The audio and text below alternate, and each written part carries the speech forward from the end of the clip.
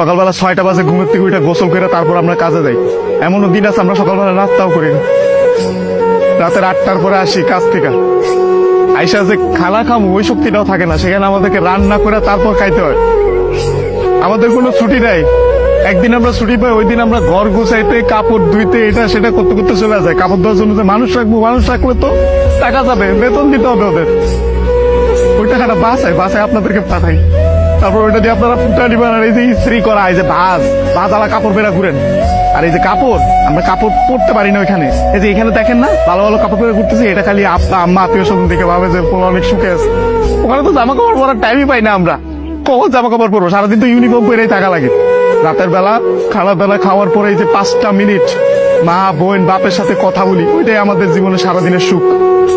সারাদিন কষ্ট করে ওই যে 5টা মিনিট মায়ের সাথে কথা বলবো, এটার জন্য 16 ঘন্টা 18 ঘন্টা করে আমাদের চাকরি করা হয়। বুঝবেন না আমাদের কষ্ট। আমরা হয়েছে পৃথিবীর সবচেয়ে বড় মৃত্যু, কারণ আমরা উঠতে উঠতে মিথ্যা কথা বলি। মা যখন জিজ্ঞেস করে বাবা খাইছ না, বলি খাইছি। কি বলবো আর তো বলতে পারবো না। মা যখন জিজ্ঞেস করে কেমন আছিস বাবা, বলি ভালো আছি। অসুখ হইলে ডাক্তার দেখাই না, ডাক্তাররা অনেক টাকা দেওয়া লাগবে। মা জিজ্ঞেস করে বাবা ডাক্তার দেখাইছিস, ওষুধ খাইছিস, বলি যে খাইছি। কিছু বলার নাই তো, মিথ্যা বলো ছাড়া কোনো উপায় নেই। আমাদের মতন মৃত্যু কার কেউ নেই। আমাদের কোনো ঈদ নাই ভাই, ঈদ করেন আপনারা। আপনার সেবায় পোলাও পড়বা খাইতে পারি না, সকালবেলা উইটা নামাজ পড়তে গিয়ে আইসা বন্ধুরা একজন আরেকজনের জড়ায় তোরা কান দি।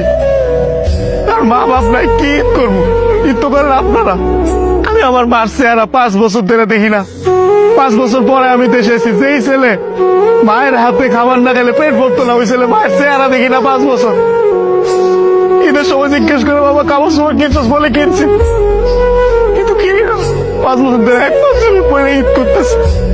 আর আপনারা নতুন নতুন জামা কাপড় পরেন, জুতা কিনা লাগবে, এটা কিনা লাগবে, সেটা কিনলে ওরে এটা তো ওরে এটা তো সব ধার খরচ করে দেয় আপনাদের ঈদ করার জন্য।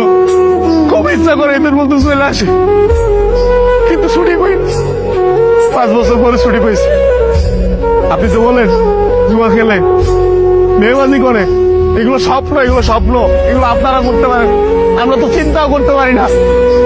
আপনাদের কোনো আইডিয়া নেই ওখানে কত পরিমাণ টাকা লাগে এইসব জায়গায় যাইতে।